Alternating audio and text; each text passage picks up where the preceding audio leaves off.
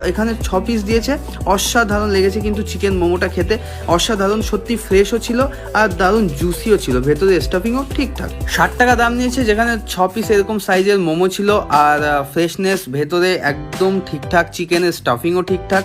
আর স্যুপটা সত্যি কথা বলতে খুব ভালো খেতে, কারণ স্যুপ আমি সচরাচর খাই না, আমার ভালো লাগে না, বাট এখানকার স্যুপটা ভালো লেগেছে। তার সাথে পাশে দেখতে পাচ্ছ সমুদ্রের একটা ভিউ আছে, তো সমুদ্র ভিউ উপভোগ করতে করতে এই মোমো খাওয়া এক কথায় দারুণ ছিল।